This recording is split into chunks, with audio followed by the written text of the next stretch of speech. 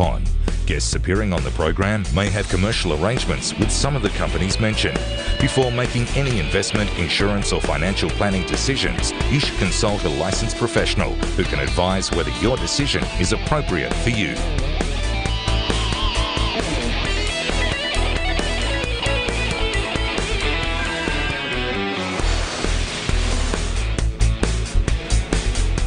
Welcome to Your Money, Your Call. It's Bonds versus Equities. I'm Mark Todd from FIIG Securities, and joining me tonight on the panel is Kumar Palgat from Capstream Capital and Dr. Stephen Nash, who is from FIIG Securities. We've talked about the doctor on the last few weeks, so we thought we'd get him on.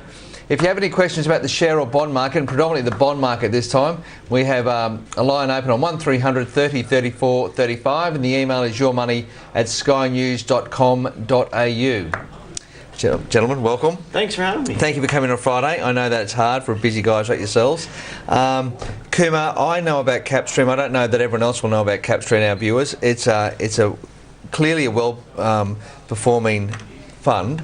Can you just talk us a little bit through about who Capstream are, how it all evolved, Sure. and where it is at the moment? Yep.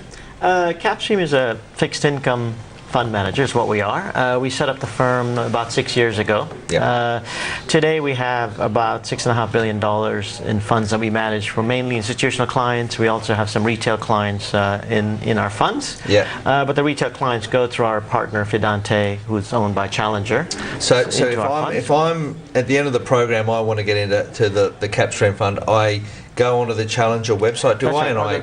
Or their subsidiary, which is called Fidante. Yep. So if you go to fidante.com.au, you'll see us in there. And there'll be planners that would be familiar. If I use a planner, I can just call them up. Absolutely. We're rated by retail rating agencies. So we're really a global fixed income debt fund manager. Yep. Our philosophy is that we have a target return compared to a benchmark. So we really don't have a benchmark. Our target return is 7 to 9% a year. Year in and year out is what we try to do. We've been going at it for about 6 years now, and our return has been about 7% a year, with the worst drawdown being 18 basis points in 2008. So when you talk about a drawdown, what does that mean for the viewers at home? For a negative return. So if you think about fixed income, you think of it like a deposit. You're going to get a coupon income. You might get some capital gains. We do know that fixed income markets, you can also have some capital losses. Very rarely. That can offset your coupons. Yep. As rates rise, you could have some losses, especially during the global financial crisis. Most asset classes lost money. Yeah, everything did. And one of the things that we were able to do, or we can do, is in periods of panic, we can go to cash or protect capital and sit on cash, and we had about 60% cash. Did you? And in the GFC, what were you in? Did you just go straight into cash for everything? We own quite a bit of debt. We own some debt in the US, we own some debt in Australia, mainly corporates, banks and things like before the crisis. But as it was getting closer to it, we thought this was quite big and we need to protect capital. So we sold as much as we could before the crisis hit. Yeah. And we went to cash, and unfortunately we had about 60% cash only. I wish we had more. Yeah. And then the other assets that you own, which are 40%, you have a mark-to-market gain or loss. Got to we took the loss. And then when markets came back, we did well. And we did that again when the European crisis hit. We went to 30-40%. Because I want to talk to you about, it's not necessarily a crisis, but we'll talk to you later in the show about how the equity market is providing that same sort of reminder of volatility, and how people are very aggressively looking for a safe haven, and they're all moving in the same direction. They're all either selling, whether it be bonds, whether it be the equities, but the equities have had such an aggressive move this week, haven't they? Doctor, welcome. Hi. Thank you for coming on again. Now, Stephen, you are ex-United Nations. We were talking about you were in Jordan. You were seeing the sights and being paid for it, which is pretty attractive. Yeah. And then you go to State Street, a massive organisation. I suppose you've seen the evolution of the bond market in a manner that other people haven't. Most of the viewers who now watch are only coming to the bond market. Yeah. How would you describe its evolution over the last, I don't want to say how old you are, Doctor, but over the last wee while? Look, I think in terms of the Australian market, we've seen a lengthening of the bond market, which has been a really important development. And I think going forward, we'll see even longer bonds in the Australian market. We've seen a lot more diversity in terms of issuers. Some issuers that haven't ever issued in Australia have come back. Issues like BHP, Hyundai, others are coming back to this market. With the Australian dollar as liquid as it is, there's a big demand for Australian dollar bonds.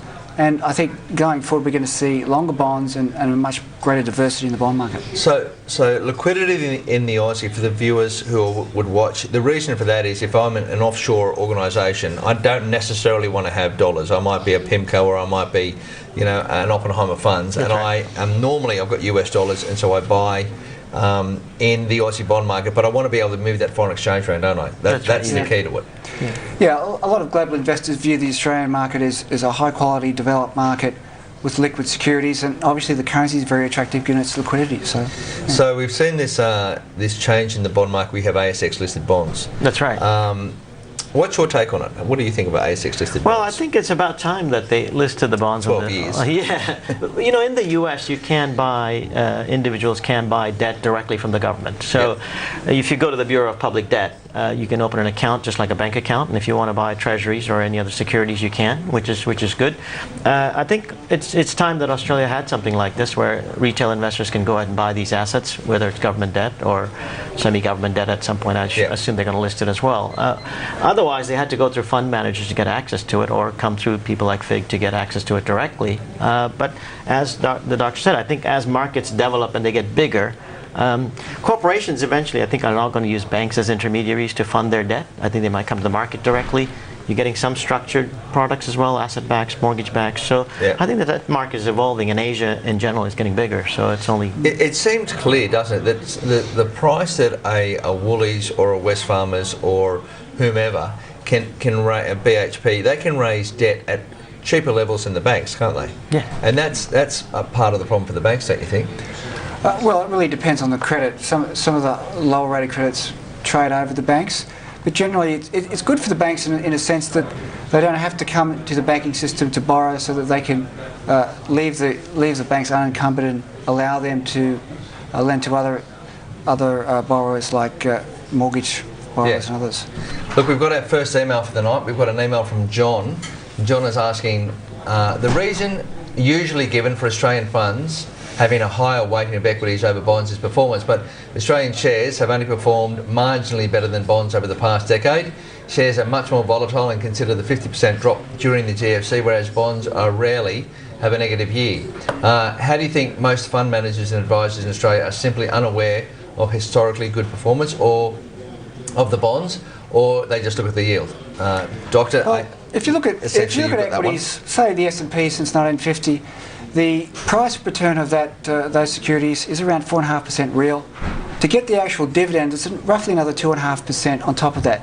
But to get that actual physical return, you've got to take a massive risk relative to the CPI, or take a massive risk in terms of outright volatility. So bonds and equities go really well together. It's not one versus the other, they go really well together. So let's break that down just a little bit. When Doctor talks about the CPI and the volatility, they're two separate things, aren't they? So in other words, it's the CPI is one.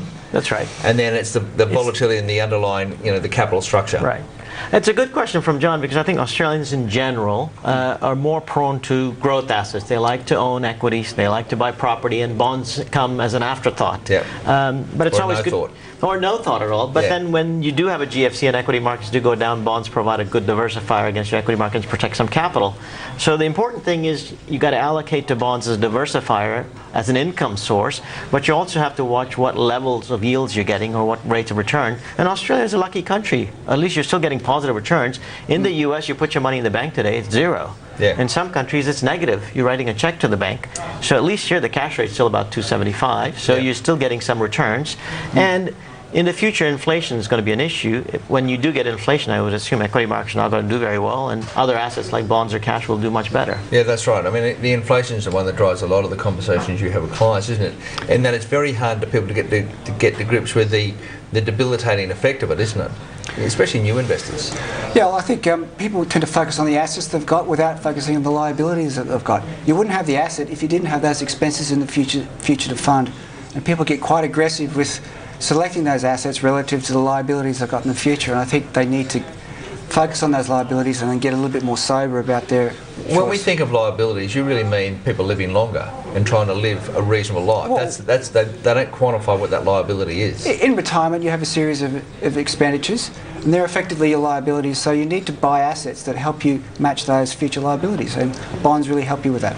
With Foxtel going up, you've got to be able to pay for Foxtel, and you'll be able to watch the sports. That's right. And as we get older, we want to sit on the lounge and be able to see all the good shows, don't You we? want to retire earlier, not work longer. That's what right. you want. Absolutely. Look, we have to have a short break, but please give us a call on 1300 30 34 35 for any questions you have on investing. The email is yourmoney@skynews.com.au, and we'll be right back. Welcome back to Your Money, Your Call. I'm Mark Todd from FIIG Securities, and joining me in the show tonight is Kumar Palgat from Capstream Capital and Dr. Stephen Nash from FIIG Securities. They're here to answer any of your questions, so please pick up the phone and call us on 1300 30 34 35 and the email yourmoney@skynews.com.au.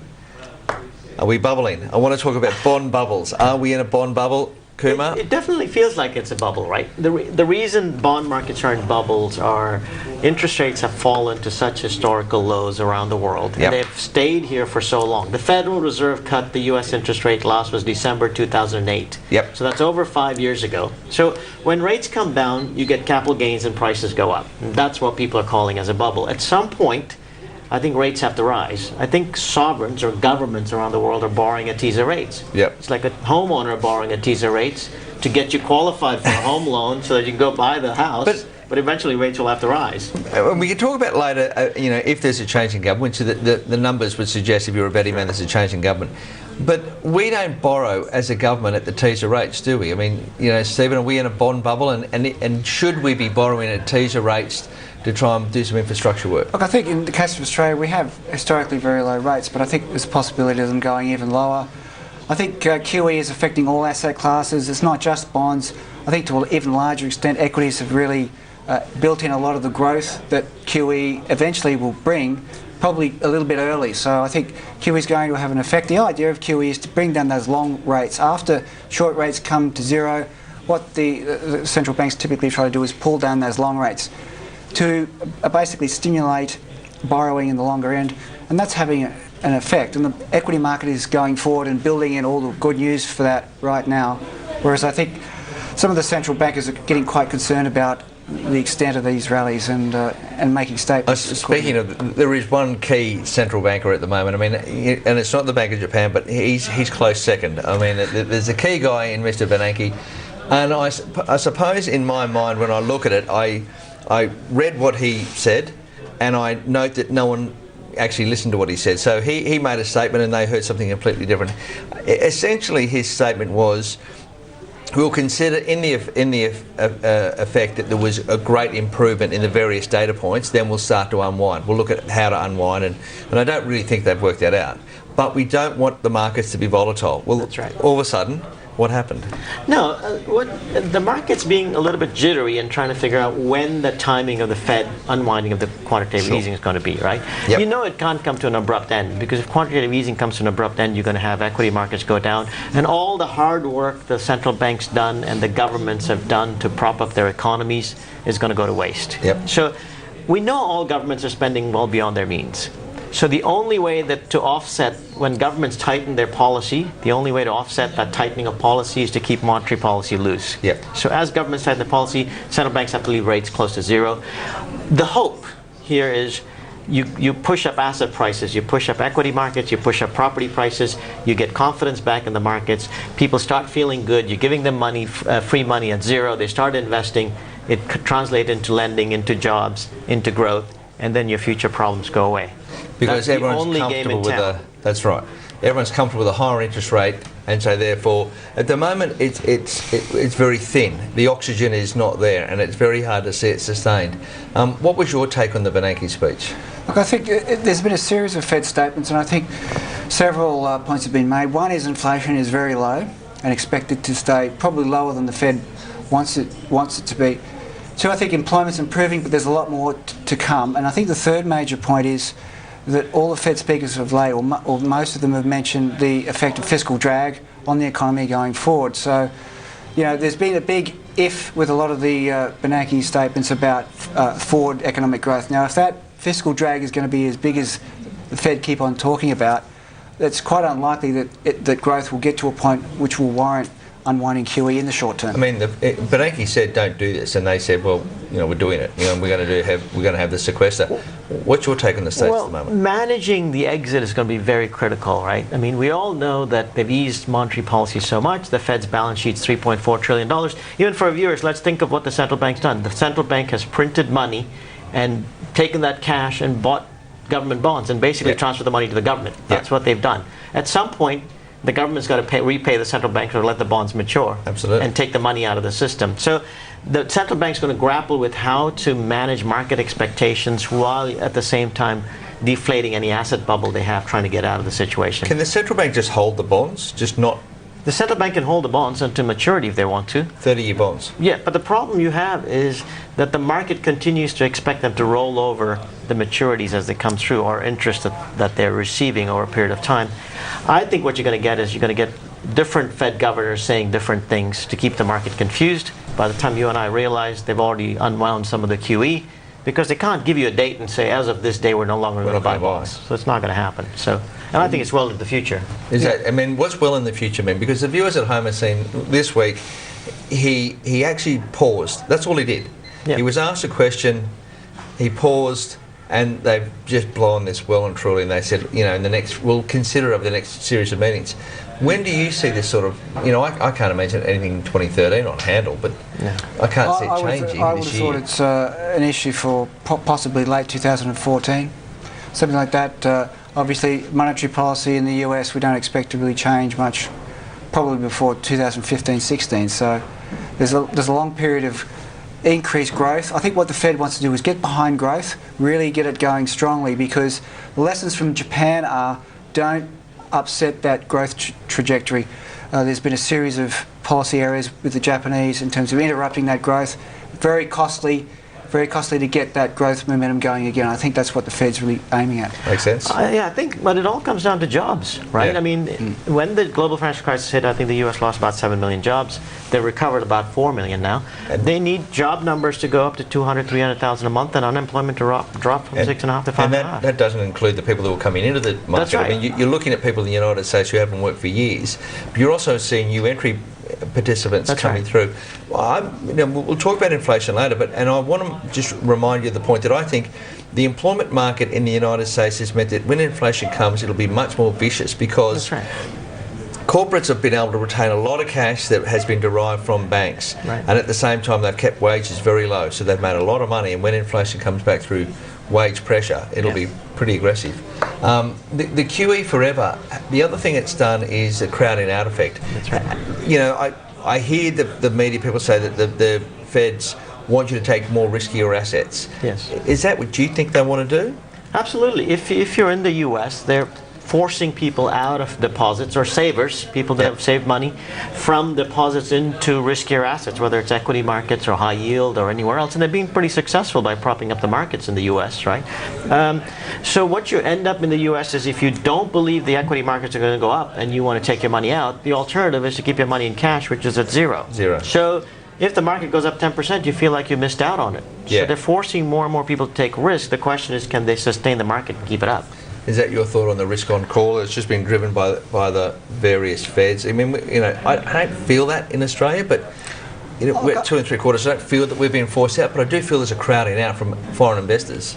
Look, I think the various commentary from the Fed officials is that some risk taking is getting a bit excessive, particularly with regard to high yield bonds and also with regard to equities.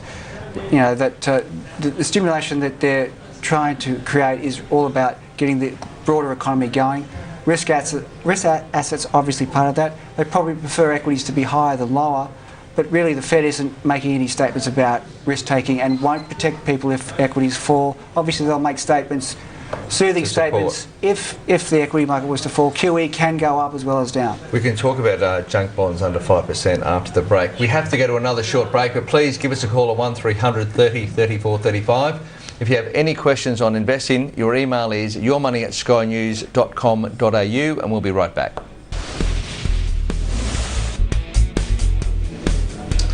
Welcome back to the show. If you'd like to speak with our expert panel about the share or bond market, please give us a call on 1300 30 34 35 and the email yourmoney@skynews.com.au. I guess we've been talking about US rates at zero. Yes. What's your thoughts on Aussie rates?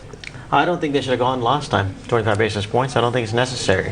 All the deposit people at home would be loving you right now. They should, because I don't see why. I know they should love you, I get that. I don't see why the RBA should end up in a situation just like Europe is or the US is, where you get rates down so low that at some point you got to figure out how to unwind this. The economy here is doing okay. Yes, I realize the commodity sector has slowed down and there's a transfer from the commodity sector to the other parts of the economy, but in general things are okay. I think China's growing all right. 7.7% is not a bad number. Asia looks okay. The last thing the RBA wants is to prop up the property market again and try to figure out how to deflate it. The currency's come off. The currency's come off from 105 to 96. So I think this is the last rate cut. Is that because the Aussie went, the interest rates went from 3 to 2 3/4 that the currency's moved, or is it more about repatriation back into the United States? I think it's a little bit of both. I don't think interest rate differentials were that big a deal. I think people realize that China's slowing down and the demand for commodities are slowing down. Therefore, you don't need the Aussie dollar at 104. It's certainly got a headwind about it around those themes, around the United States. It hasn't it, Dr. Wynn? What's your thoughts on the currency and interest rates in general? I think in terms of the currency, I think the US dollar that is strong. I think at the moment the US officials don't really want to affect any of the internal settings in the US, but they can have a fairly strong dollar policy in the short term to affect perceptions of growth within the US. I think, as we've said before, I think some of the risk markets are getting a bit toppy, and I think the dollar is being used by the Federal Reserve as a way to affect perceptions. I think expectations are very important in QE, and a stronger dollar is really going to start to hit the export sector in the US. Absolutely. I mean, I think it's I talk about it as a perfect storm for Abbott if there's a change. You'll see that interest rates continue to stay low for a long time. The currency comes off, and then all the industries that are export orientated have survived through a high dollar, and now the farming sector starts to boom. That's right. All these core constituencies will start to say, well, look, we've done really well, having lasted through the terrible Labor government, which I don't think it is, but that's how they'll message it in terms of it's just like Fraser. When Fraser left and the drought was on, and the drought broke, and they turned to Fraser and said, what do you think? He said, Hawke has broken the drought? Seriously? I mean, what else can you say? So I think he's looking at that perfect storm in terms of that the effect of the currency will be quite significant on our economy, because to your point, the mining sector gets weaker. Who takes over? Lower rates have given us construction, hasn't it? But we need that export-orientated businesses to take off. But Dr. Nash is right, though. I think it's also driven by the US dollar, right? The reason the US dollar is starting to go up is US asset prices were so cheap, and the US did put policy measures in place in 2008, and they were the first ones to do it. Yeah. Europe's been the laggard. Asia's been a little bit behind, like Japan only did it like 3-4 months ago. So the US can now start taking back some of the pain. They were exporting their pain away, their unemployment to other countries. Now the US probably says, we're doing well enough that our currency can go up, and you guys can depreciate your currency and get your economies quick started. And there's all that pressure on places like Apple to repatriate the tax. There's all that idea that the policymakers or the government itself are much more aggressive about their corporates, aren't they? Trying to get the jobs back, get the money back. I've noticed that they've been very aggressive. Yeah, I think in the case of Australia, we've got these severe currency moves, and we really haven't had any policy around how we're going to deal with severe currency moves, with heavy manufacturing in particular, and all the costs that are associated with that. Ford's a good example. It's just one example. I think there's got to be some sort of strategic policy response to a volatile currency. How do we deal with that? Not with a view to protecting industries forever, but maybe sheltering them in the short term from large currency movements. And not trying to go to the French model where we just, go out onto the streets and cry. I just want to move it a little bit about what most of the viewers think of in the bond market. They think of bonds as hybrids, and we're trying to move that dialogue around a little bit better to understand there's floaters and floating rate notes and over-the-counter the market's what it does. But tell me, Kimo, what's your thought as an institution on the hybrid market? How do you read it at the moment? Well, we think of the hybrid market as similar to a convertible market in the U.S., right? So when we manage assets, we say we can buy senior secured bonds, which are covered bonds by institutions that issue the bonds, or unsecured, so you're higher up on the capital structure. Once you get past those two, then you get into something like the hybrids, which act like equity but provide you income. The critical thing for us in a hybrid is what is that convertibility What happens to the bond-like features when the term comes to an end? Yep. Is it a term? Is it a fixed term, or does it go on forever? And when the term ends, do you get shares? Do you get preference shares? Do you get common shares? So that becomes critical. So the convertibility is very important for us. But we generally like hybrids. We think they act more like equities and give you some protection and income. But one thing you got to realize is when equity markets do go down, then hybrids act more like equities, not like fixed income. Yeah. So that's you got to worry about. Doctor? Yeah, I think the changeable nature of hybrids is something that investors have really got to bear in mind. If they really want diversity, they need to get a little bit of fixed rate, pure senior bond exposure in their portfolios, possibly by a government or a well-rated corporate. Whereas in a difficult situation like the GFC, hybrids really didn't diversify the portfolio. I mean, I think it's one of those things that most people are still serviced by equity brokers, and it's easier for the equity broker. They've got their distribution, so they just sell the hybrid as it comes through. And it's clear when you read the documents that it takes an awful lot to come to grips with what you've got. Now, we have an email here from Tony. He's our second email for the night, and he said, I would appreciate the panel's view on the hybrid offerings like the current Macquarie raisings. Is it a share or a bond? I guess, did you have a chance to look at the Macquarie issue? We did, but we didn't buy any. Yeah. Because it's more like an ugly share. Yeah, it was more like a retail offering for us rather than comparing. It was about $500 million. They were trying to replace the preference shares that they actually had. And it came at 4%. They were talking about 4.25 was the range that they were talking about. We didn't participate in it because our fund is a little bit, the main fund we run is quite conservative in the way we run it. We do own hybrid-like securities, which is Tier 1 paper of the Aussie Big Four banks, or Tier 2 paper, where we know there's a final maturity or we know there's a call date to it. Here we were a little bit worried about the convertibility into preference shares. And our investors already own equities, so they don't want us to buy the hybrid side of things. When I read the document, and it was very hard to work out, and this is what I find lawyers do, which are not for me. They're looking to protect Macquarie, and I understand all that, but they're not looking at the investor and how it should be. Right. And the document said at one point there that if they wanted to, they can give you non-tradable shares. They can give you shares that are not listed. I mean, who writes that? Yeah. I mean, Doctor, you wouldn't write that, would you? Look, I think a lot of the banks are being forced by various regulators now to issue these hybrids that have convertibility aspects, that some convert even to $0 at a certain point in the capital structure, or when the equity price goes to a certain level. So it becomes very problematic for investors. They can become very risky very quickly. Don't you think the issue for the convertibility, and I understand the regulator's trying to protect the investor, I get all that, but what the regulator is saying is that when everything goes to hell in a handbasket, I'm going to give you equity. I mean, clearly that's the worst time to be getting the equity. That's right. So you should be ready for a haircut. Yeah, which that's is right. What you can get a haircut in bonds. You can get a haircut in the barber shop. Yeah. Same sort of thing. But yeah, no, it just says that they need to raise capital at certain levels, and they're issuing debt lower on the capital structure, which counts towards their capital that they need to fulfill Basel requirements, etc. When I read about Warren Buffett and the way he does convertible preference shares, he never seems to get that one. He always gets the one where I can convert when I want because I want to make a lot of money. He's got the option, not the issuer. He's got the option, so I think that would be a great, hybrid if we get it. We'd all buy that at, $200. We'd all like to have the buying power of Warren Buffett, but we don't. That's right. We're working hard on that. Doctor, we're going to start you on Speaker's Corner, so we will have a quick Speaker's Corner. We've got Stephen here talking to you. It will start in 30 seconds. It starts now. I'd just like to talk about what happens to investment in a situation where the cash rate really is at zero in terms of the real interest rate. We're looking at a situation in the next 2 to 3 years where cash will probably go to about 2.5%, which is the medium-term inflation rate. So in that situation, your term deposit spread is your real return. Just think about what happens in that situation. Thank you. So you're going to go a bit longer there, Doctor. I'll take it.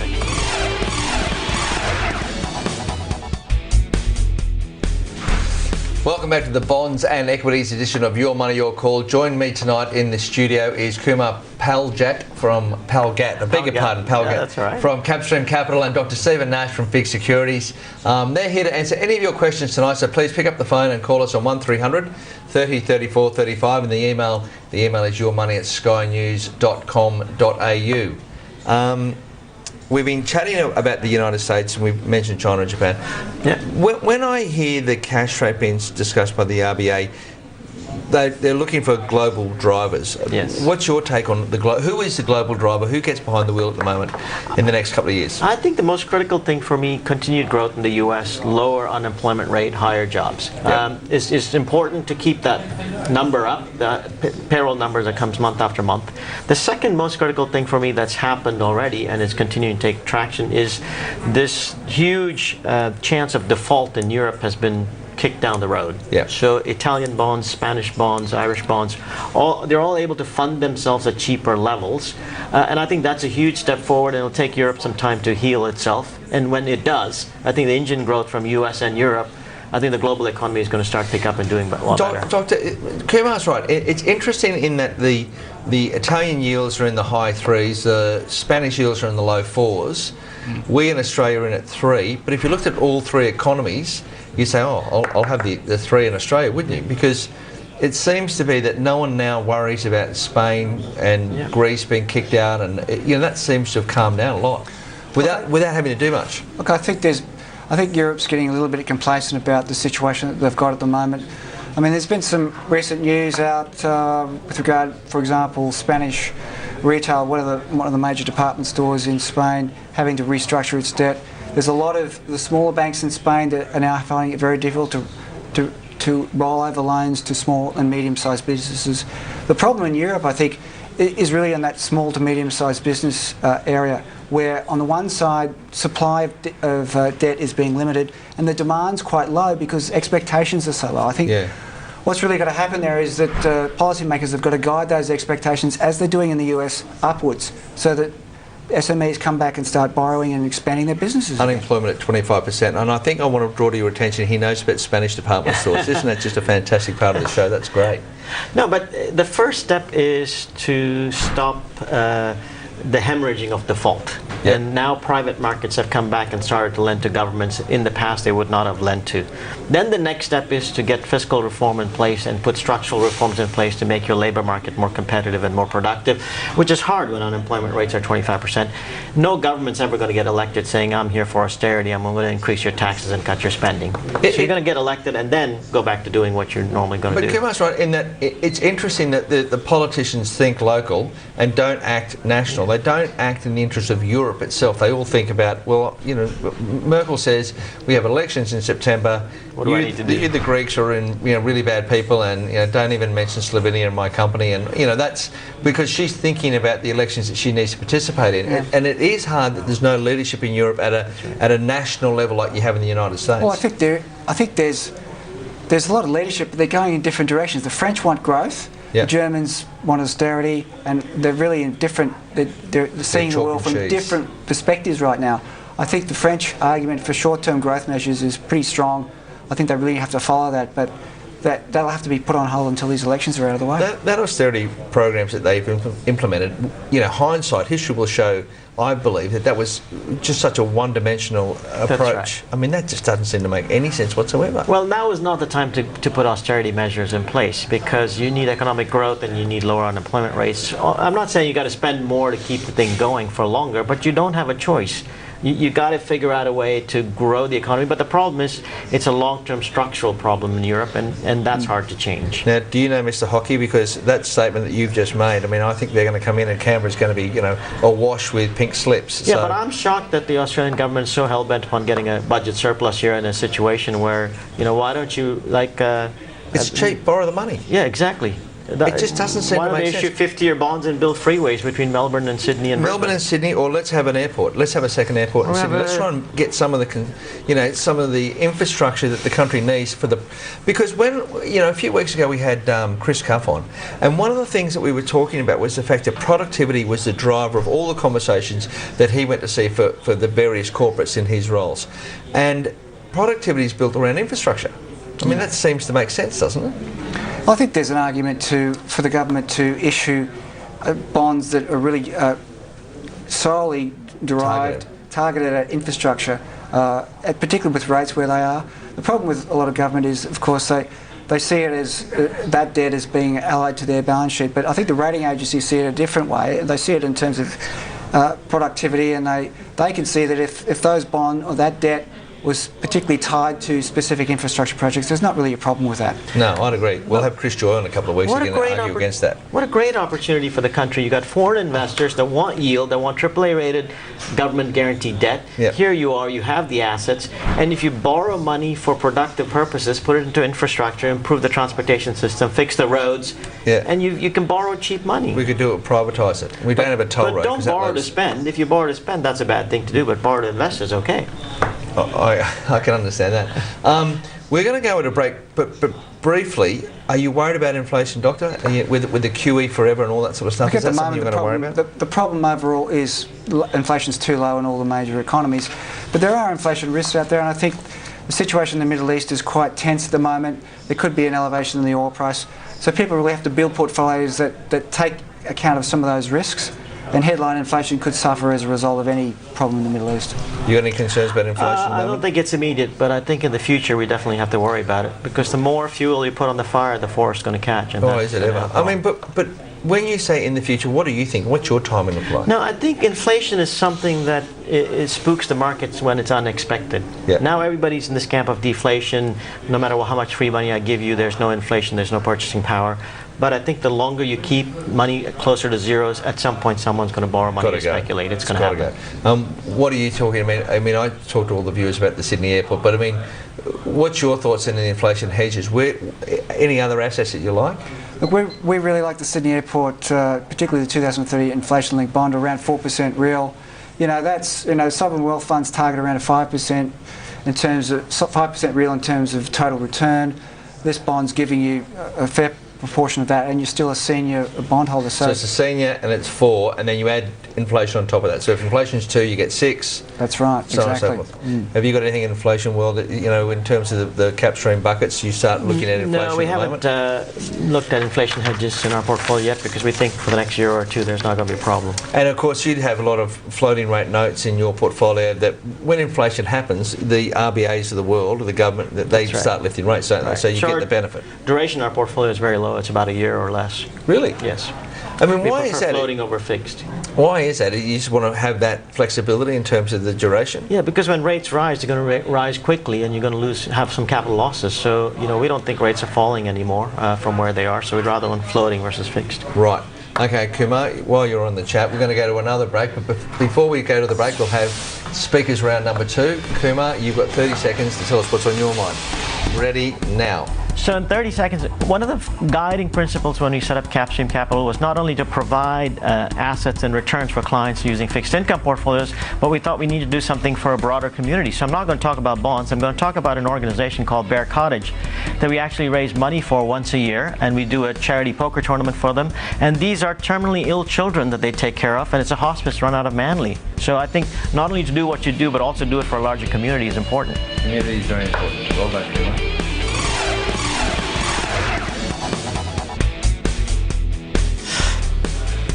Welcome back to the show. If you have a question about bonds or equities, please give us a call on 1300 30 34 35, and you can email us, and the email is yourmoney@skynews.com.au. Kumar, I agree. It's great to be able to contribute to the community, and I think Bear Cottage is fantastic.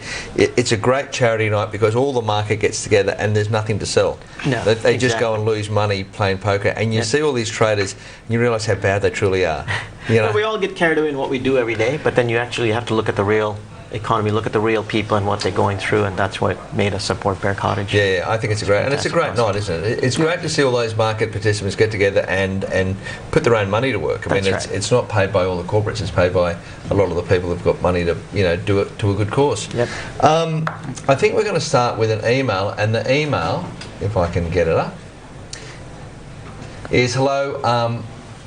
They like the informative panel, and the 75-year-old man who has a steady, well-managed private pension. I have $150,000 in cash, and what would you invest in? He has concerns about he can't afford to be in long bonds and have it locked away. Yep.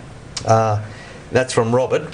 What's your thoughts? How would you advise Robert, conservative 75-year-old man? Look, I'm happy to go have a look at it. I think owning Aussie corporate bonds owning the debt of the big four banks, not only owning their senior debt, but also their tier 2, tier 1 piece of paper, and owning floating rate assets compared to fixed rate assets. Maybe even look at a global fund manager. I mean, it doesn't have to be Capstream, but look at Asian issuers. Yep. The quality is pretty good.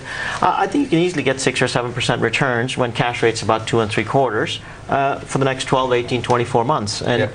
what would be great is rates eventually rise and you can lock in rates at better levels. Yep. But you can do much better than cash just in simple bond markets. What do you think for Robert? I'd probably try to steer away from as many equities as possible, given his age, and I would probably stick with those hybrids. I think that's probably the easiest thing, and I think staying with the better names of the larger banks is a good idea. So, the larger banks, they offer some pretty good rates in some of these bonds, and particularly, as you said, we were talking earlier, it's the subordinated, so you've got a senior debt and then you've got a subordinated debt, right. and that's where you get better returns for not that much more risk. I mean, in terms of the four majors. It is, because if you look at the four majors, they're making $6 billion a year in profit. Yeah. The chances of them defaulting on their debt is very, very, very low. Yeah. So I think what you want to do is find the best companies, whether they're banks or commodity-based companies or whoever it is, but don't buy their senior debt. You can take a little bit of risk because they've got a lot of cash. Yeah. And they're making a lot of money. So. And that's right. And it's not that you'd say the government will back them up, but in the GFC, they stepped up. The government backed up. That's and right. I know Chris Joy writes about it and says, well, you should factor that cost in. But it's true, isn't it, Doctor? The banks were there, and you can see the CBA seniors and subordinated didn't really move around much in the GFC. In a crisis situation, the subordinated debt will suffer a little bit, but overall, the major banks are a solid investment. I think to some extent there is an argument for them to pay something for their privileged position. The support that they do get, implied support from the government. I think there's an argument for that. There's definitely an argument for it. And I think one of the things is to then remember when CBA is at $73 and 5%, and it moves down to 68, I think it traded at 68 today. That's right. You're looking for a bond-like performance out of equity, and you don't get it. I mean, you get equity performance out of equity. That's right. the problem. And everyone's got to try and come to grips with it. So I suppose that leads me to the other concern that I have, and it's the self-managed super fund world is the fastest growing investment sector in Australia. Yeah. Everyone wants to manage their own money. They don't like their advisors. What concerns do you have, Doctor, if I can start with you, about the level of education and the way they're constructing portfolios? Are you worried that they're growing rapidly and not then growing with the intellectual product that goes with it, the experience? You've both been in markets forever. As I said before, it's all about the liabilities that you've got in the future. So think about those first. Don't think about the asset and the growth in the asset. Obviously you need growth assets, they're great. They'll help you retire a little bit better, but you've got to make sure that you've got solid assets to help you pay those expenses, and I think that's something people lose sight of a lot. Also, I think the tax system really skews investment much towards equities because of the franking situation related to debt, and I think at some point that will be addressed, but at this point we haven't seen any changes. The Henry review mentioned it, but nothing's been done. No. I think the challenge self-managed super fund investors are going to have is to put their hat on as an investor rather than act like a trader, because a lot of times short-term market timing could be something that people think they can do, but it's very difficult. Even the professionals have a tough time trying to time the markets. Yeah. So that's something that's critical. And I think over time, asset allocation of trying to figure out what you want to be in equities versus bonds is critical. And now you have access to the instruments. But the risk you have is people feel like that they can pick the markets better than the experts can and get in and get out. Yeah. But I think they're going to end up suffering over a period of time. You do want to be an investor, not a trader. And we're going to bring up a chart on what Stephen was talking about with Sydney airports. And one of the things that the professionals look at is this sort of chart. And at the start of the chart on the left-hand side, you can see that the gap between the Australian government bond curve and what is Sydney Airport that Stephen likes, you can see how close it is in price. Over time, we've been able to see that spread out. Now, at the far right-hand side of this chart, you can see the fact that the gap between the government curve and where the Sydney Airport is trading is essentially massive. Yeah, I think investing in these securities, you really have to be happy with the underlying credit, and we're following the credit very closely. It's a solid investment-grade credit. What's happened here is that those bonds have just basically lagged the rally and other bonds, so really presenting a really good opportunity for investors. So there's two ways to look at that, I take it. One is, Kumar, that they're all buying the Australian government debt, and so they might sell it. Yep. But I'm pretty comfortable not going to sell too far. So then you're always just looking for those, as professionals, you're looking for those spread differentials? That's right. We're looking at the risk-reward ratio. We're saying, do I buy Aussie government debt at 2.5%, or do I buy Sydney Airport at 4.5% or 5%? The risk that comes with Sydney Airport, you need a little bit more credit analysis. You're looking at passengers coming and going, leasing, terminals, airlines, and everything else. That's why you're getting paid on it. But in the end, I think if it's a good business, you'd rather own corporate debt and infrastructure debt than the sovereign debt, because sovereign's borrowing at really low rates. Yeah, that's right. You don't need the safety of the Aussie governments. You may as well take some risk and pick up a little more yield. Because that's as they say, that's the free cash. That's the one that you're comfortable because they can go and print the money. But that's right. But when you look at Sydney Airport, you say, well, they can't even get a second airport. So I think the one they've got is probably always going to have some people in there. And whenever I go there to pick up a relative, it costs me an arm and a leg. I go and give them my shirt. It's That's right. Your parking alone would pay you 5% returns or more, if not more. I mean, their bonuses must be phenomenal. We're about to go to another break. We've got about a minute, but let's talk about the black swans. I love this idea. They come a new terminology, and you get the latest book out. Black swan being the unexpected. So when you tell me what your unexpected is, it will now be expected. I get that. But what are you worried about in terms of the markets at the moment? Well, we're in unusual times, right? I mean, the last 10, 12, 15 years, a black swan event is an unexpected event that it's not supposed to happen but once every 100 years or so. But in the last 12 years, I think we've had 2 or 3 black swan events. And after it happens, we justify why it happens. So I think even now, where rates are close to zero, and what the central banks are doing and the balance sheets that they're printing, and the unintended consequence of what they're doing is quite large.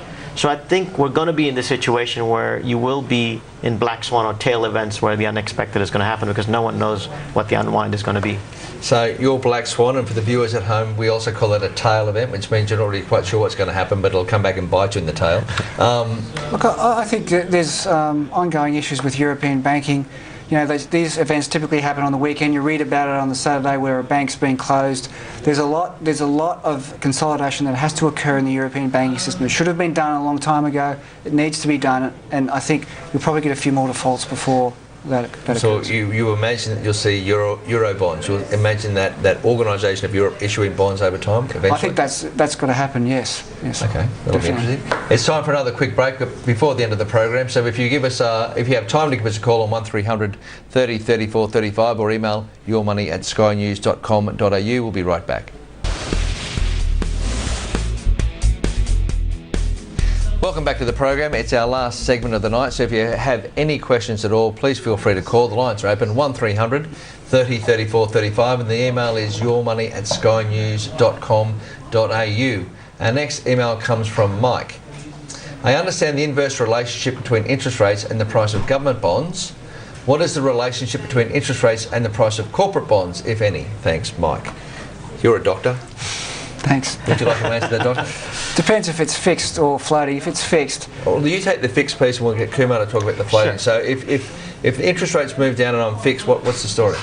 Typically your price will rise just like a government bond, basically. It's the same instrument, effectively. So rates go down, prices go up. So from an investment perspective, if I think rates are going down, I have a fixed rate return, I make more money on that fixed rate return. The secondary price of that bond will rise as the secondary market bids down the yield. Yes. So if I buy floating and rates go down? Yeah, so first think of government bonds as corporate bonds. Governments, you think, will not default. We know some governments do default. Corporates come with some default risk depending on which corporate you're buying. Yep. Then the fixed versus floating. I think floating just says if rates rise, then your coupon resets and you don't have a big capital loss because it resets every 3 months. So if you think rates are going to rise, then you want to own floating rate assets. If you think rates are going to fall, you want to own fixed rate assets. But also worry about what type of corporate bond you're buying. Yep. Whether you're buying an investment grade corporate, high yield. Yep, and clearly if you're starting to come into the bond market, you start with the majors, you start with things you're very comfortable with, Sydney Airport, that sort of stuff. You don't want to start looking at the junk bonds or the below investment. You just, why start there? Start with something that's sensible. It's your sensible world. Well, I think, Mark, that's actually a good point, because you might have to, given the low interest rate environment we've got, there can be some very good higher yielding bonds that aren't rated that provide very good returns. I agree, but I think it's, if we're talking about a person that's saying, I don't understand yet the movements, upon buying the bonds and seeing the performance, you could start then looking at, okay, let's look at credit as a a specific investment guide. Let's look at the credits, see the CEO, do that. I'm fine with all that, because you don't want to get in a situation where you really back just Moody's and S&P, because they got it so badly wrong. You can't turn to that and say, oh, hang on, it's investment grade. We've got about a little bit over a minute. Tell me about Japan. What's your thoughts? What Kuroda, the central bank governor, has done is put a cat among the pigeons now, and targeting 2% inflation. This caused a lot of volatility in the markets. The Nikkei has gone up or down 7% yesterday, and another 3% today. The yen's depreciated 25%. I think Japan's finally woken up and said we need to participate in the global growth, and the only way to do is to weaken our currency and target inflation. So it's another central bank that's going to get involved in the currency wars. And get a bunch of young people to come and live there. Yeah, probably. What's your thoughts on Japan? I think Japan's a very important model, and Dudley did a speech, one of the Fed governors or the vice chairman, did a speech on the lessons from Japan, and those lessons are all about deflation and how the Japanese possibly tightened too early and stopped growth. So I think the Fed's learnt a lot of lessons from that. But are they struck with a problem where they say we are going to promote inflation in a non-inflationary environment? It's very low. Their bond market gets sold off. They say, we've got to be able to do both things. You think that's going to be a bit of a trouble for them? They got to print. They got to start printing and print away. All RBAs, all governments, everyone wants to print. That's all we have for today. Thanks very much for Kumar and the doctor for coming on a Friday night. I know you're all very busy watching sport. And for all those emails, thank you very much. Until next time, I'm Mark Todd from FIIG Securities. Have a great weekend. The information featured in this program is general in nature and therefore should not be relied upon. Guests appearing on the program may have commercial arrangements with some of the companies mentioned. Before making any investment, insurance or financial planning decisions, you should consult a licensed professional who can advise whether